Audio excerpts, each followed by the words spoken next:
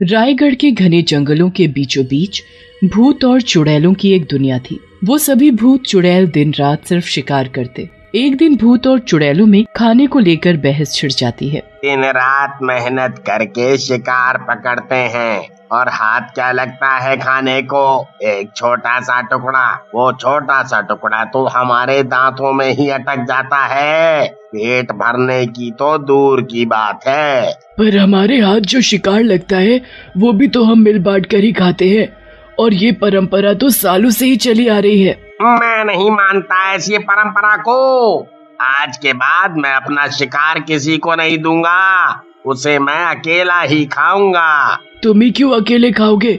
हम भी फिर अकेले ही खाएंगी, किसी दूसरे को नहीं देंगी। चुड़ैल और भूतों में शिकार को लेकर बहस छिड़ जाती है। बहस भूतों और चुड़ैलों के मुखिया तक पहुंचती है। अब आप ही बताइए मुखिया जी, और इस बात का हल निकालिए। बड़े ही सोच विचार के बाद हमने ये फैसला लिया है कि किसी को भी कोई भी शिकार मिलेगा, या जानवर या फिर इंसान, उसे हमारे पास लाया जाएगा। उसके बाद हम एक दौड़ रखेंगे भूतों और चुड़ैलों की। उस दौड़ में जो जीतेगा वो पूरे के पूरे शिकार का हकदार होगा, उसे वो अकेला ही खा सकता है। रात का वक्त था।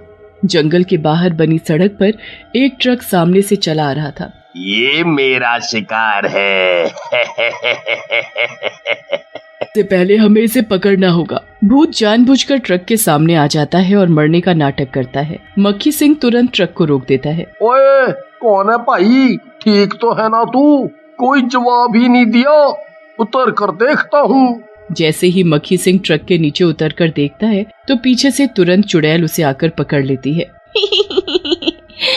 फंस गया मेरा शिकार, फंस गया। अभी इसे अपना शिकार मत समझो, क्योंकि अभी दौड़ होना बाकी है। उसके बाद ही फैसला होगा कि ये तगड़ा आदमी किसके पेट में जाएगा। ओए, ये तो भूत था। तुम मुझे छोड़ दो, जाने दो। मैंने तुम्हारा क्या बिगाड़ा है जो मुझे पकड़ लिया? तेरे जैसे हट्टे कट्टे इंसान के लिए मैं दौड़ तो क्या पहाड़ भी चढ़ जाऊं। तू तो गया अब मेरे पेट में। वो उसे अपने मुखिया के पास ले जाते हैं।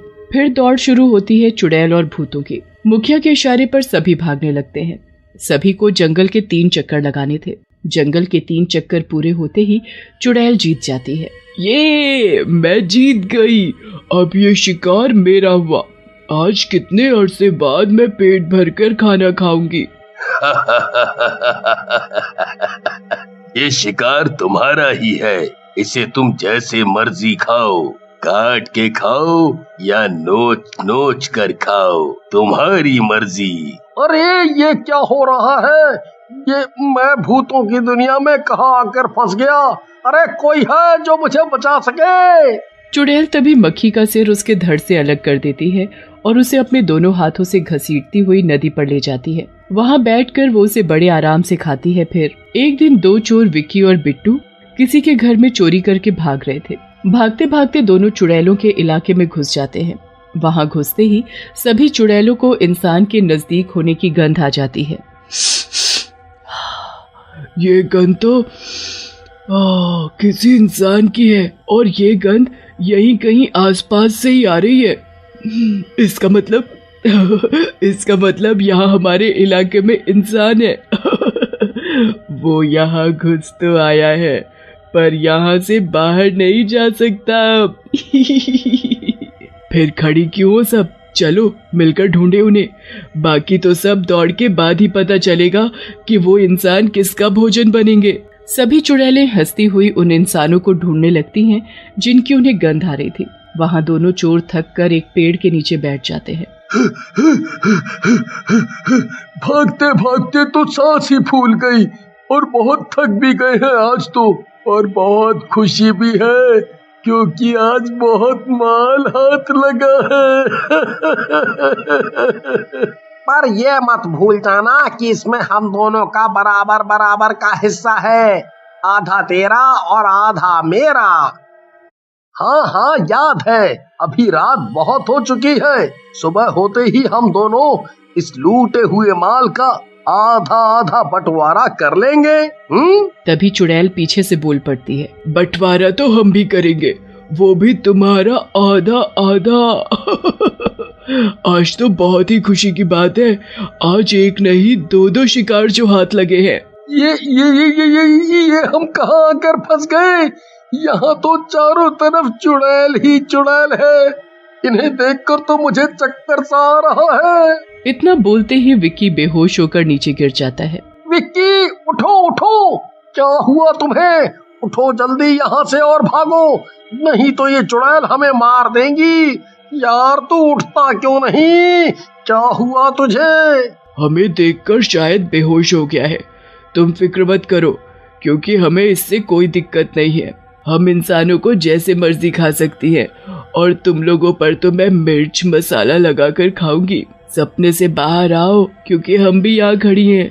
इन दोनों को मुखिया के पास ले चलो, उसके बाद ही पता चलेगा ये किसका भोजन बनेंगे। ये तुम सब क्या बोल रही हो? मेरी तो कुछ समझ में नहीं आ रहा।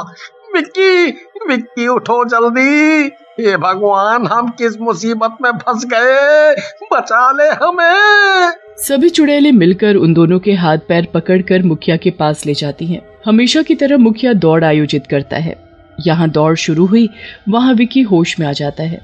उसके होश में आते ही बिट्टू उसे सब बता देता है जो उसके पीछे हुआ।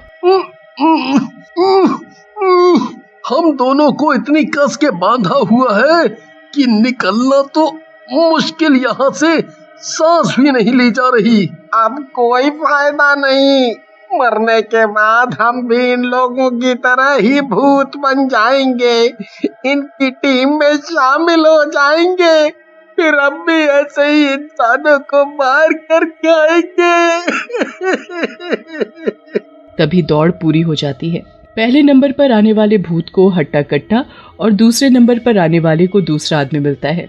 दोनों भूत विक्की और बिट्टू को अपनी गोद में उठाते हैं और उसे अपने साथ ले जाते हैं खाने के लिए। कुछ दिन बाद जंगल से सटे सड़क पर एक परिवार अपनी गाड़ी में सवार होकर अपने रिश्तेदार की शादी में जा रहा होता है।